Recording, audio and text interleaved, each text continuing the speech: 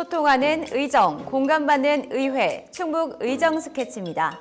충북 도의회는 3월 11일부터 23일까지 제389회 임시회를 개최했습니다. 이번 회기에서는 충청북도 청소년 육성기금 설치 및 운용조례 일부 개정 조례안 등 의원 발의 조례안 16건을 포함해 총 25건의 안건을 처리했는데요. 도민 애로사항부터 지역 현안까지 활발한 의정 활동을 펼친 13일간의 임시회 소식, 지금 만나보시죠.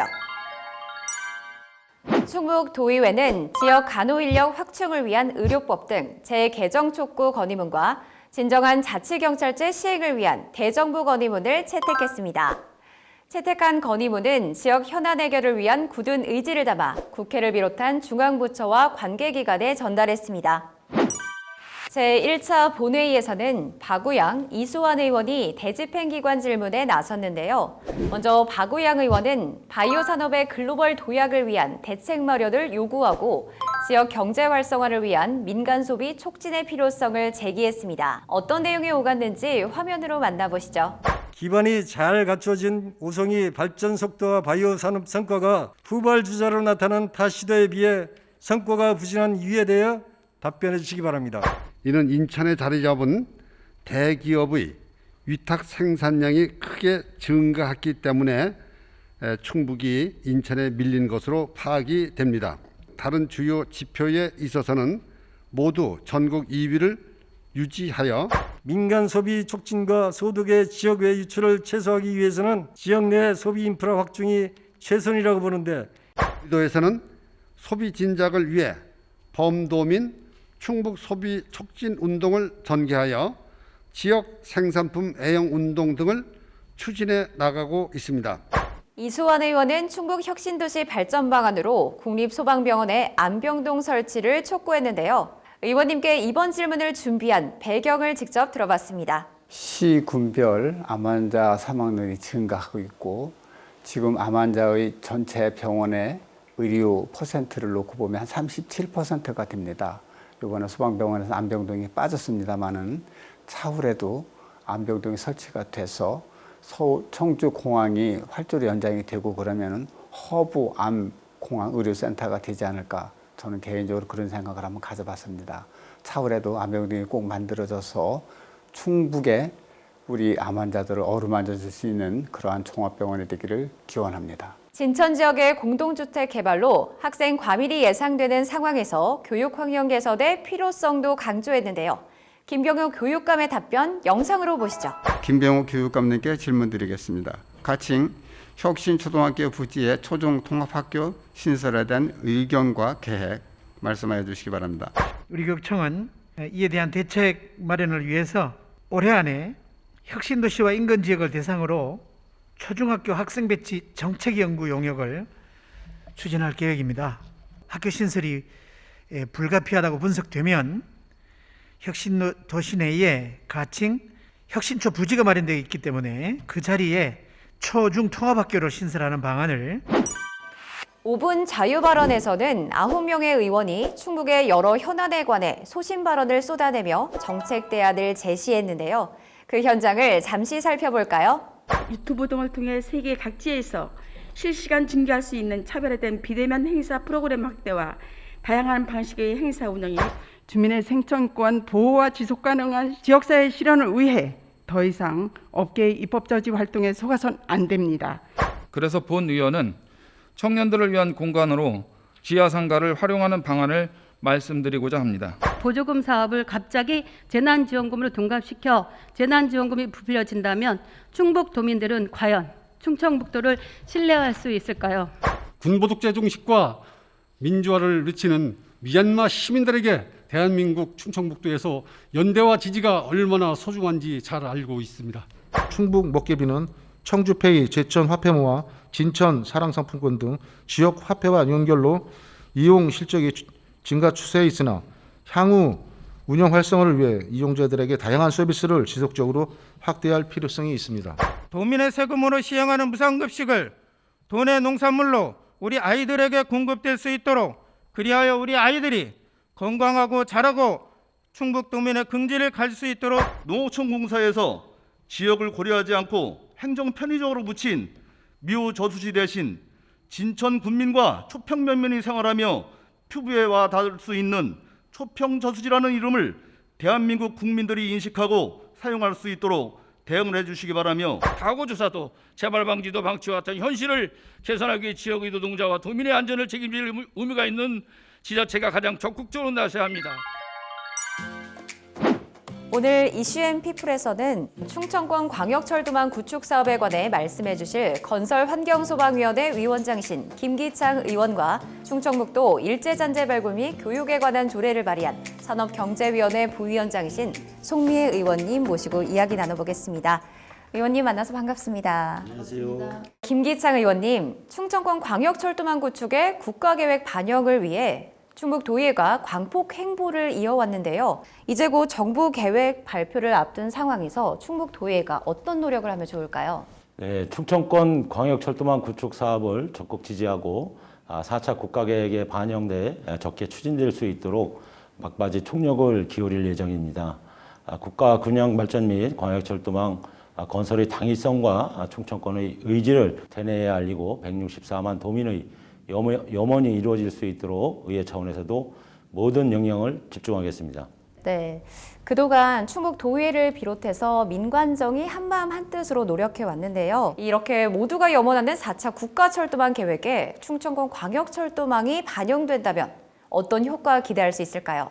네, 청주공항과 KTX 오송역의 접근성 향상을 통한 이용객 증가로 광역 생활권이 형성돼 지역 경제 활성화가 기대되고 있습니다. 또한 청주 도심을 관통하는 지하철이 구축되면 도심 교통난 해소는 물론 광역 간 이동 편의를 제공해 도시 발전에도 이바지할 것입니다. 의원님 말씀을 듣고 나니까 지역 균형 발전에 꼭 필요한 노선이라는 생각이 듭니다. 네, 그럼 이번에는 송미애 의원님께 여쭙겠습니다. 의원님께서는 일제 잔재 발굴 및 교육에 관한 조례를 제정하셨는데요. 조례 제정 배경이 참 궁금합니다. 네, 지난 2019년도는 3.1운동과 대한민국 임시정부 수립이 100주년이 되는 해였습니다. 우리 주변에 인식하지 못하고 일제 잔재가 많이 남아 있었고 이것을 올바르게 바라보자는 생각을 했습니다. 해방 이후에 우리 충북 도내에 아직도 일제 잔재가 청산되지 않은 곳이 많습니다. 일제 잔재를 찾아서 역사를 바로 세우고 그리고 교육과 홍보를 통해서 후손들에게 애국 정신을 전하고자 조례를 제정하게 되었습니다. 이번 조례를 통해 지역의 정체성을 찾고 올바른 역사 교육에도 많은 도움이 될 것 같습니다.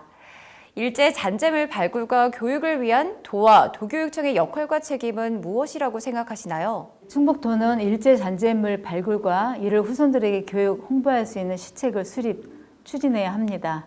친일 음악가의 교가를 사용하는 도내 학교의 교가를 바로잡는다는 목적과 함께 얼마 전 충북교육문화원의 주관으로 시대에 맞지 않는 교가를 바꾸는 사업을 추진하는 것으로 알고 있습니다.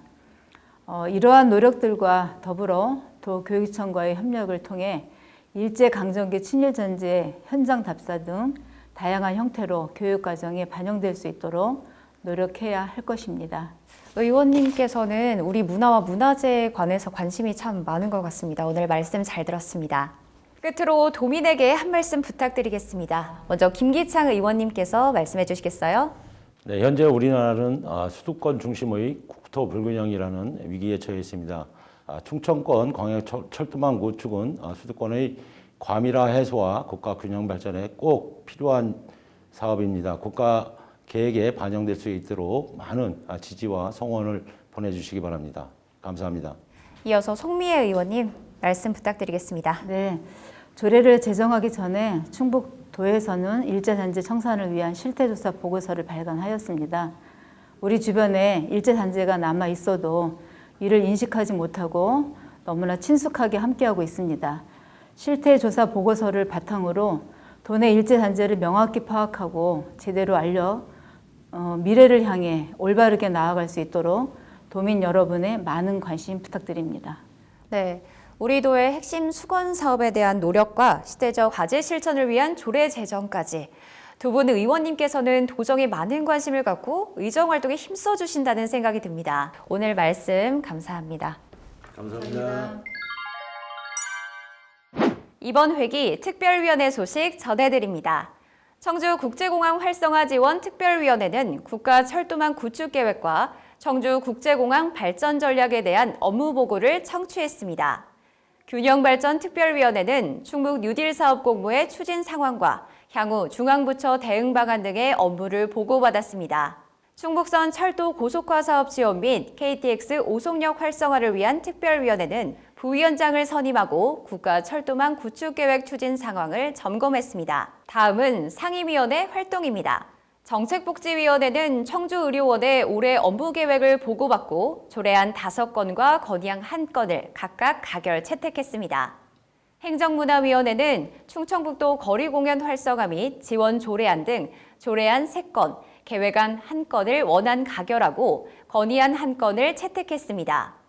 산업경제위원회는 충청북도 스마트 농업 육성 및 지원 조례안 등 조례안 4건과 계획안 1건을 가결하고 조례안 1건을 보류했습니다.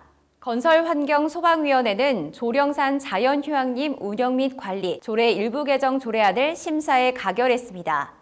마지막으로 교육위원회는 교육지원청과 직속기관의 업무계획을 청취하고 충청북도 교육청 산업재해 예방 및 안전보건관리에 관한 조례안 등 6건을 의결했습니다.